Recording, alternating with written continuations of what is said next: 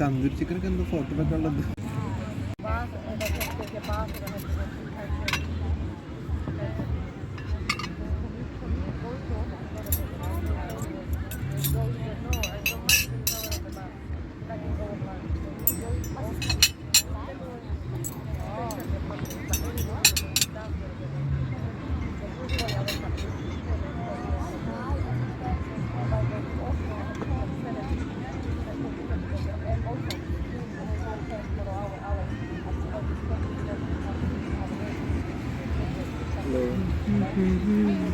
എത്ര കാലം ഉണ്ടാവും?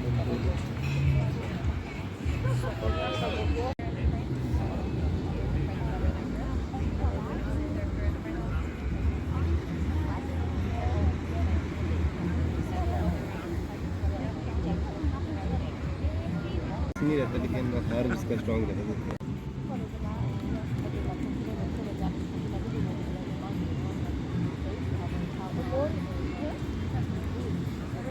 मम्मी कुടിക്കാൻ എന്താ ചിക്കൻ ബിരിയാണി മീഡിയം ഓക്കെ ये तो नहीं रहता है ज़्यादा पैसे नहीं स्प्रिंग रोल और हाफ में चिकन पहले नहीं चिकन बिरयानी शेक कर വെജ് എന്നല്ലേ?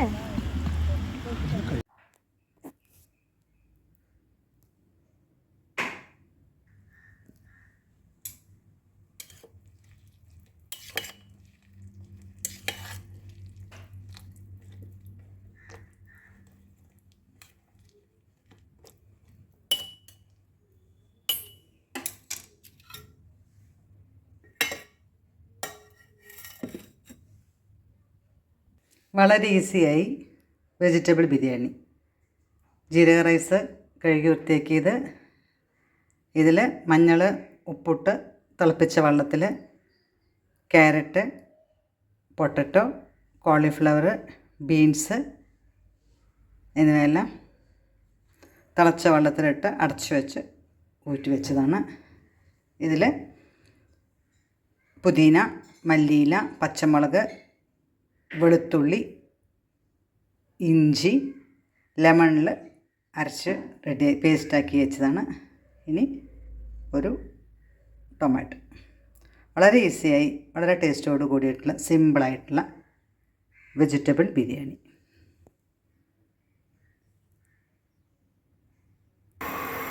ഒരു കുക്കർ അടുപ്പത്ത് വെച്ച് അതിലേക്ക് സൺഫ്ലവറിലാണ് തയ്യാറാക്കുന്ന. അവസാനം ഒരു ലേശം നെയ്യ് യൂസ് ചെയ്താൽ മതി. അല്ലെങ്കിൽ നെയ്യും സൺഫ്ലവർ ഓയിലും കൂടി ഉപയോഗിക്കാം, അല്ലെങ്കിൽ നെയ്യ് മാത്രമായിട്ട് ഉപയോഗിക്കാം. അതൊക്കെ നിങ്ങളുടെ വീട്ടിൽ നിങ്ങളുടെ ആരോഗ്യാവസ്ഥ അനുസരിച്ച് ഇതിലൊക്കെ മാറ്റങ്ങൾ വരും. ആദ്യം നമുക്ക് മസാലക്കൂട്ട് അതിലേക്ക് മസാലക്കൂട്ട് നന്നായിട്ടൊന്ന് ചൂടായ അതിലേക്ക് നമ്മൾ അരച്ച് വെച്ച മസാലക്കൂട്ട്, മല്ലിയില, പുതിനയില, പച്ചമുളക്, ഇഞ്ചി, വെളുത്തുള്ളി, ലെമൺ എല്ലാം കൂടി ചേർത്തത്.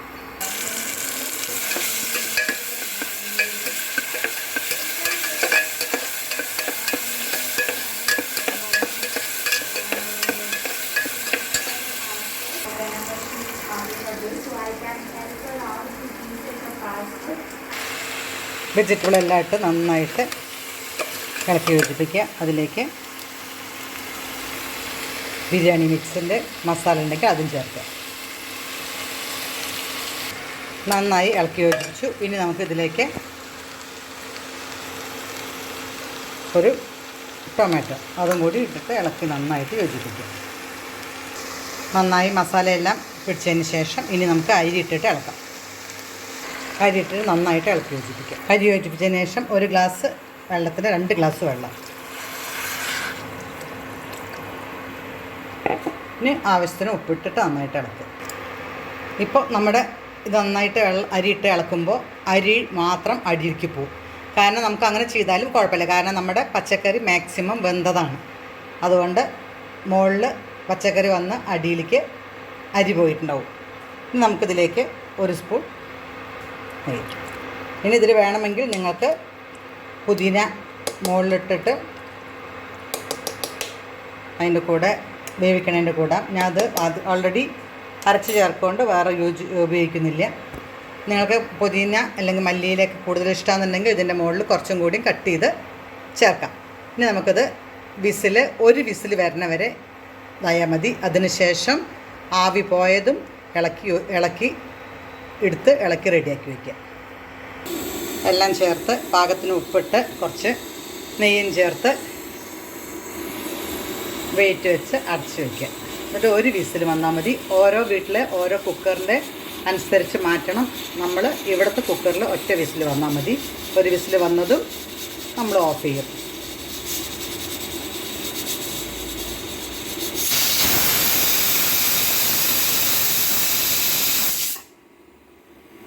ഇനിയത് എയർ പോയതും കുക്കർ ഓപ്പൺ ചെയ്ത് ഇളക്കി ശരിയാക്കി വയ്ക്കുമ്പോൾ കറക്റ്റായിട്ട് കിട്ടും.